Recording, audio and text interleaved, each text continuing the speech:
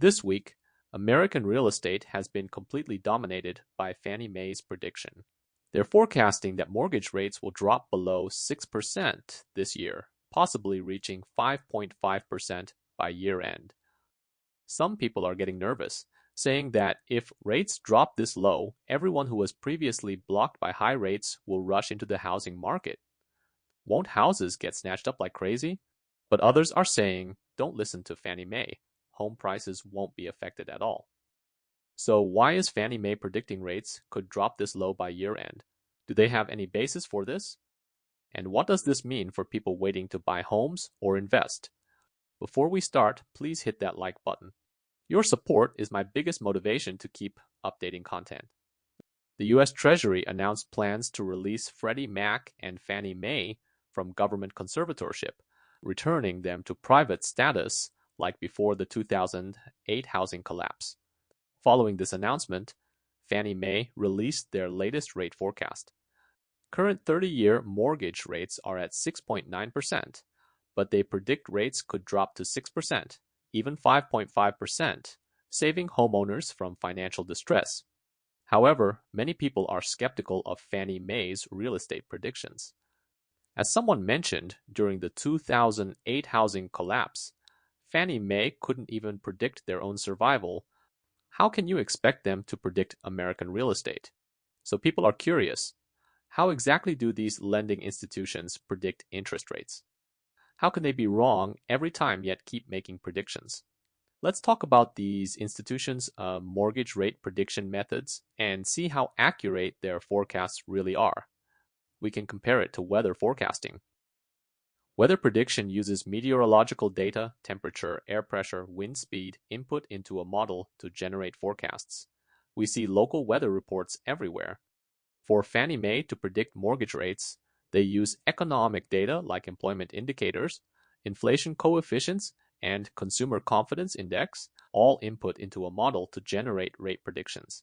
But just like weather forecasting, when Florida has hurricanes, storm trajectories can deviate from original predictions due to sudden situations. Rate predictions work similarly. Trade conflicts or international emergencies can cause rate prediction deviations. But many people strongly support Fannie Mae's prediction this time because Fed Chair Powell just met with the president. If inflation stays controlled, they'll consider rate cuts. Fannie Mae just added some dramatic flair. At most, a 0.5% cut would be significant, but they predicted a 1.5% drop to get attention. They also clearly understand what home buyers really want. They've suffered from high rates for too long. They've been waiting forever for rate drops. If they're right this time, people waiting to buy homes will finally see their real estate spring. In our last episode, we calculated detailed home buying costs for different price points: $400,000, $800,000, $1 million, $1.5 million, based on various rate changes and their impact on our lives. But our imagination was too limited back then. I said if rates could just drop to 6.5% this year, we'd be grateful. But look at Fannie Mae now. They're targeting 5.5%. Let's use Fannie Mae's most optimistic prediction and see how much you could actually save buying a house at 5.5% rates. The difference is like night and day. Let's start with a $400,000 house. With 20% down, you'd borrow $320,000. At current 30-year fixed rates around 7%, your monthly payment would be over $2,100. Under Fannie Mae's prediction of 5.5%, monthly payments would be only around $1,800. You'd save $313 per month, $3,700 plus annually, enough to completely replace your old house's kitchen appliances. For an $800,000 house, dropping from 7% to 5.5% would save over $7,000 annually. That's enough for floor replacement and renovations that many people want. For a $1 million house, you'd save over $9,300 annually, almost $10,000. That could cover a solar panel system that saves electricity every year. Finally, for a $1.5 million house, You'd save over $14,000 annually. Look at this, the interest savings alone could cover $14,000 plus annually. Save for 2 years, and you could replace all windows in your entire house. No wonder people say it's not that they don't want to buy homes or aren't working hard. It's that mortgage rates are rising faster than their efforts. But some people worry that once rates drop, many people will rush into the real estate market and start frantically competing for houses, pushing prices back up. This depends on which of America's 4 types of housing markets you're in. Let's see whether you're in a market where you can find great deals or one where competition is deadly. It's already June, July, and the first half's housing peak season is almost over. Some people are very anxious, saying they've waited 6 months, but rates haven't dropped. With rates this high, they have no confidence competing for houses. But sellers are also complaining. Houses have been listed 3 times in the first half with no inquiries. If selling is this difficult during peak season, what can they do? You see, both buyers and sellers are concerned about the same concept. Let's look at Redfin's statistical analysis comparing American real estate buyers and sellers. America can be divided into 4 major housing market types. Type 1, super buyers market. The criteria is 80% more sellers than buyers, even double. With double, one buyer can choose between 2 sellers, negotiate any price, demand repairs or replacements at will. Examples include Tampa, Florida, Austin, Texas, and Phoenix, Arizona. Why compete for houses in these cities? Sellers feel like you'll negotiate them to death. Type 2, regular buyers market. Not as extreme, but you still have pricing power. Examples include Charlotte in the southeast, Houston, Texas, Denver in the west, Sacramento in Northern California, and Riverside in Southern California. Even including California, they might seem stubborn at first, but with sincere negotiation, they'll actually reduce prices. Type 3, balanced market. Examples include Pittsburgh in the east, Columbus in the Midwest, Seattle and San Diego in the west. Buyers and sellers are evenly matched. Type 4, pure seller market. Examples include Boston in the east, many cities around New York, Minneapolis in the Midwest, and core Silicon Valley areas in California. So you see, same America, 4 different market types, all with different competition levels. Even California has buyers, balanced, and sellers markets. Next, let's discuss how to adjust our local real estate strategies across these different market types, working with Fannie Mae's rate predictions. We won't blindly follow trends or waste opportunities. Let's start with Type 1 markets, the strongest buyers markets. Someone from Austin mentioned seeing many people who previously moved from California preparing to return, including their landlord who's reducing prices and even willing to cover closing costs to sell before returning to California in July. They're tempted to buy, but worry about becoming the bag holder. Buying in these market areas creates a psychological paradox or game theory situation. Do you want price drops? You really want price drops. But are you sure current price drops have reached your comfort zone? You might still be uncertain. This isn't strange at all. If we put ourselves in this person's shoes, we might also have doubts. With the off-season approaching in 2 months, could prices drop another $10,000 to $20,000? Here's the key. When you're in an extremely strong buyer's market and unsure whether to act like this Austin friend, don't think about home prices first. That will cloud your judgment. You need to calmly analyze factors like demographics. Austin should be among America's youngest cities with core modern urban planning. Compared to Florida, where many cities focus on retirement communities, Austin's population is much younger. There might be outflow back to New York and California, but this is a normal population adjustment period that rapidly growing cities must experience. People come and go freely. Those who like it stay. Those who don't adapt leave. As long as the demographic fundamentals aren't terrible and you don't see young people suddenly packing up and fleeing overnight, if you're buying for primary residence, just calculate the self-housing costs. You need to learn real estate location analysis and that kind of judgment. Review our previous Texas research episodes about urban planning, surrounding amenities, community development phases. That knowledge is enough for local house hunting. The only concern would be if houses seem too cheap, suspiciously cheap. Watch for serious defects or high maintenance costs where you'd inherit an old house requiring expensive repairs.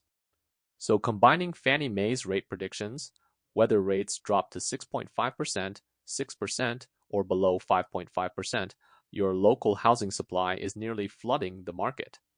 Take your time picking, negotiating, and buying steadily. At most, learn from the next market type about timing for negotiated purchases. Type 2. Regular buyers markets. A Northern California couple is planning to buy in Sacramento. They've seen over a dozen houses and really love one, but the owner needs to return to the Bay Area for work. The asking price isn't cheap. Does he really want to sell? This is the most typical market psychology, just recovering to buyer's market status, a somewhat conflicted emotion. In these regions over the past 2 years, prices went crazy. I covered an investment property episode showing Southern and Northern California similarities. In Southern California, I saw a house where the owner bought for under $600,000, which rose to $800,000 in recent years. After 3 price reductions from $800,000 to $780,000, then $750,000, then $720,000, $100,000 below last year's peak. Can he sleep at night? In markets just entering buyer's territory, you need to understand that sellers are human with emotions. That's normal. You need to work with the seller's mindset because you really love that house. First, be proactive. If he wants to play the long game with him. If you've identified the house as something you like and good value you want to acquire at this stage, like that couple who saw dozens of houses but fell for one particular house, how painful would it be not to buy it? But see if the seller is really in a rush. Visit multiple times. At most, he'll list for another month before the off-season hits. You've arrived at the right place at the right time. This is the optimal moment for low-priced real estate acquisition. You're the chosen one. It's destiny. You can also look around the neighborhood. If he's really unwilling to let go, many similar houses might be listed for 30, 50, even 60 days with no showings. You can sincerely communicate with sellers or their agents, showing genuine buying intent. You can clearly tell them that long listings hurt their sales and create negative market perception. But you have genuine purchase intent. Many sellers actually welcome buyer communication. This is where you need a good real estate agent to help communicate. Sometimes one sentence makes all the difference. Don't complain about sellers. We're all human, all hoping for good deals. We'd think the same way. But remember, you're already in a seller's market with time to negotiate. Don't rush. So among America's many market types, the relatively stress-free ones that won't drive you crazy are the next balanced market regions. People in these areas are truly blessed. Type 3, balanced markets. The third market type has relatively even negotiating power between buyers and sellers. A Seattle person is eyeing a house in their area's best school district, near their tech park workplace. They offered at asking price, but felt unconfident after a week and prepared to add $20,000. But their agent called saying someone had already added to the price the night before they planned to increase their offer. They deeply regret this, being one night away from a $10,000 to $20,000 increase that would have been totally worth it for a good property. It's not necessarily about outrageous pricing or the post-pandemic market's buyer abuse. Broken items not replaced, no responsibility for home inspections. Those are truly awful sellers. I suggest markets returning to balanced status should restore pre-2019 home buying mentality. First, get financial pre-approval ready when you see desirable houses. Don't figure it out the night before. Be prepared to move fast for house competition. Second, don't negotiate too extremely. Know when to stop.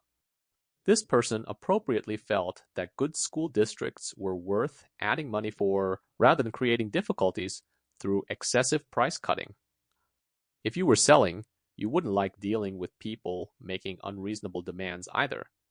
I later saw this person successfully bought in another community, also excellent, maybe a 9-point instead of 10-point school district, which is still fantastic. He said he still thinks about that first house, having no experience with first-time house competition. If you're watching this episode, I want to sincerely tell you, don't have any lingering regrets. Don't be nostalgic about anything you didn't get, houses, jobs, or even past relationships. Some experiences provide experience accumulation and elevation for your brilliant future life. Not getting that house doesn't mean your next house won't be good. It might be better. It really follows your judgment, not small emotional entanglements. Your house choices will become increasingly mature because your skills are improving. This is your advantage in balanced markets, your house selection judgment. At least you haven't entered the most brutal American housing market we'll discuss next, one that will make you question life itself. Type 4. Pure sellers markets. For people in these regions, I won't first tell you house competition techniques, but share what one person said and see if you agree with their view of regional real estate. This Brooklyn friend has lived there over 5 years and recently wants to change houses. He's also looking at nearby Jersey areas, but finds them even harder to compete in than some New York locations. He said with current high rates, he still has all cash purchase advantages. But if rates really drop below 6%, he worries that even open houses will be too crowded to enter, and sellers might need to organize buyer pre-interviews. These areas are truly premium real estate. Unlike California's strict land development limitations and environmental laws, many Northeast regions couldn't develop even if given unlimited permission. Why? They can't extract complete, decent city plots. Second, sellers really aren't in a rush. They're established landowners without financial or financing pressure, generally well off with patience to wait for high prices. Third, buyers are actually stratified. This is a harsh reality I don't like discussing, but it's true. You must acknowledge that very wealthy people are extremely numerous. People share stories from Connecticut, Massachusetts, New York, DC of buyers adding $100,000 to $200,000 over asking prices. How do you solve New England core metropolitan areas' extreme residential land shortage? What solutions do you have? For people in these regions, I'm truly sorry. I've thought long and hard about many approaches, but can't provide any advice for these areas. The only thing might be lowering your expectations. Yes, this is my honest expression, lower your expectations. If you previously wanted to buy a detached house with independent lots, large yards, wide driveways, but can't compete no matter what, then lower expectations and buy a townhouse. No independent yards, shared walls between homes. If you don't want shared walls, try to buy end units. At least you share one fewer common building wall. My understanding is that you love that city, love the people in that city, love the feeling of being with people in that city more than your desire to own a good house in that city. If you're this type of person, you're truly happy because you genuinely love that place. We can also discuss how people who haven't bought homes yet, especially young people, should view this or the upcoming real estate era. My earliest channel audience, as you know, was primarily 55 plus. Many are my parents' age, my elders. But over the years, I've seen more 30, 35, and 40-year-old new audiences. Many friends in this age group message me, like this person who said after working 5 years at age 33, seeing others' parents help them buy houses creates a big psychological gap. Does not having parental help buying houses mean being permanently left behind? I want to say first, don't have any mental self-blame. This era doesn't only burden young people. Every age group has worries as you grow older. Big families have big difficulties. Every age group and wealth level has their concerns. This isn't people's fault, it's objective reality, so no need for self-blame. Actually, it's quite the opposite. You can use elimination methods. Since real estate feels pressuring now, you have many other investment avenues. If you're investing, we've discussed small-scale starting investments. I believe many friends have already started with regular index fund investments, ETFs, and various lightweight investment channels. When you accumulate capital through these investments and encounter that perfect home buying moment, you'll be more sensitive to properties than anyone who hasn't paid attention to real estate. Your judgment will be stronger, house selection better than others, and negotiation abilities exceptionally outstanding. Life is a journey where we meet many interesting people and things. We meet here not for buying houses. Notice, I'm not a real estate agent selling houses, and you're not property speculators looking to collect houses from me. We're just people who love houses, architecture, cities, experiencing different cultures, sharing information here. We just use houses as our medium. Houses aren't your life's only proof of how awesome you are. Your awesomeness comes from doing the right things at the right time without wasting any resources or talents. Youth's greatest capital is that you're younger than all of us. You have plenty of time. This really isn't empty inspiration. I sincerely want to tell all young people, don't treat houses as life burdens. They're just lifestyle products that naturally come when wealth accumulates to a certain stage. Thank you for your likes and subscriptions. Don't forget to turn on notifications so you won't miss the next exciting update.